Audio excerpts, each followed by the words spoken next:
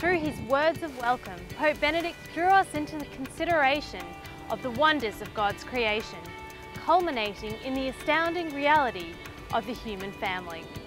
Then he drew us by degrees beyond that wonderful panorama, reflecting on the world's natural disasters, many of them wrought by humanity's greed and selfishness. Some of you come from island nations whose very existence is threatened by rising water levels. Others from nations suffering the effects of devastating drought. In 2006 I went to a small island in the Solomon Islands. That was a real eye-opener for me.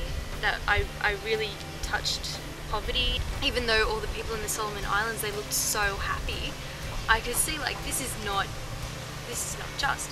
And it's important to realize that there is a world outside of ourselves, like not to become insular. At the deepest level, we encounter the greatest tragedies, reflecting humanity's rejection of God's love. A tragedy that leads to untold pain and suffering deep within the human heart. Daily tragedies that we have come to see as normal, yet tear the fabric of society and scar for life. Among the more prevalent are alcohol and drug abuse, and the exaltation of violence and sexual degradation, often presented through television and the internet as entertainment. When people watch television and they see the media and they see the way that the entertainment industry is portrayed, they see partying, they see drugs, alcohol, sex, they see people from all walks of life who just do whatever they want. And it's glorified. I went to a party back in May that was a big industry thing. It was at the conclusion of filming for a film that I did. And the main star of the film is Hugh Jackman, and he left the party at 8 o'clock. And that was because he didn't want to be involved in everything that was going on later on, which I saw because I was unaware of what was actually going to take place. There were just drugs everywhere, there was just a lot of free sex, just everybody that worked with each other, just hooking up with each other. How can it be that domestic violence torments so many mothers and children? How can it be that the most wondrous and sacred human space, the womb, has become a place of unutterable violence? The Pope did speak a lot about abortion.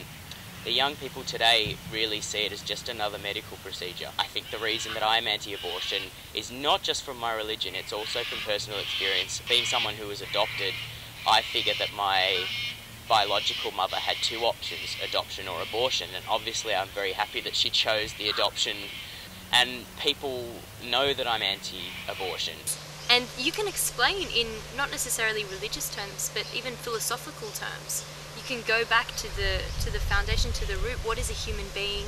It's a true test of character to be able to just let loose on what you really do believe, especially on something like abortion, euthanasia, human rights, basically.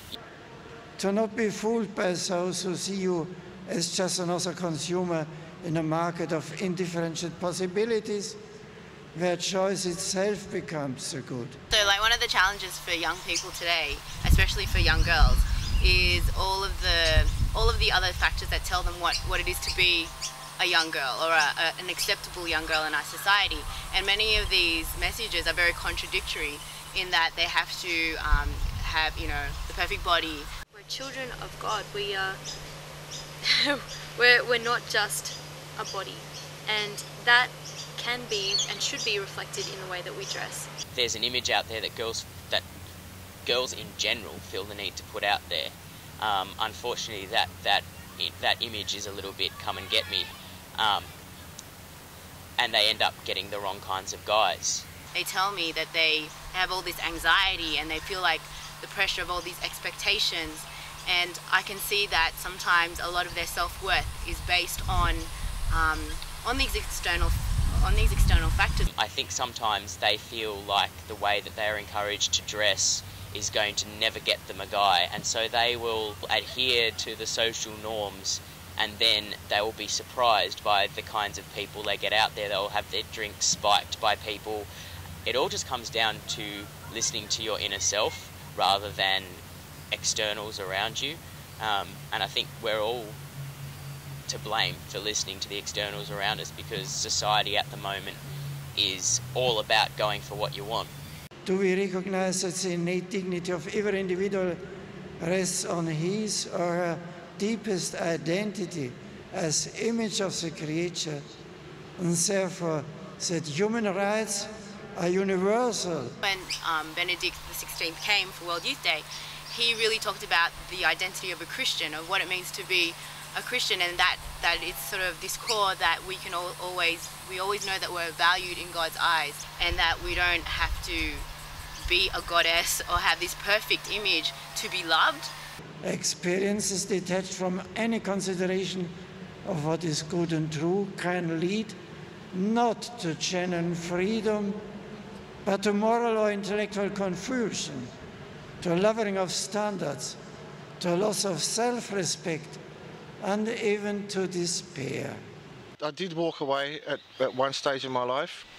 I just got caught up with the whole fanfare of what it is to be alive, what television and media present, and got caught up in that, lost myself in that process.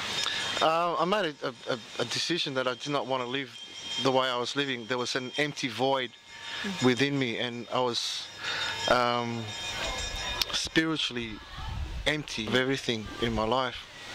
And I started with little steps, really, and one of the steps was to walk back into the church. In 2008, young people are rising up in a very idealistic way to express their faith in goodness and love and decency. In 1968, the youth rose up in a similar way, in a very idealistic way, but they were very much seduced by drugs, sex and rock and roll. Since the 1960s, since the sexual revolution, how has that helped families? How has that helped family stability? How has that helped mental health? The technology has changed, our natures have not.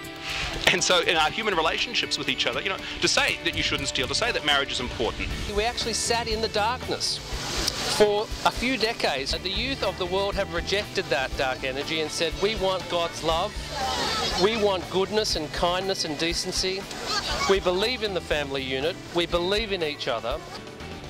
My dear friends, God's creation is one and it is good. The concerns for non-violence, sustainable development, justice and peace, and care for our environment are of vital importance for humanity. They cannot, however, be understood apart from a profound reflection upon the innate dignity of every human life from conception to natural days, a dignity conferred by God Himself and thus inviolable.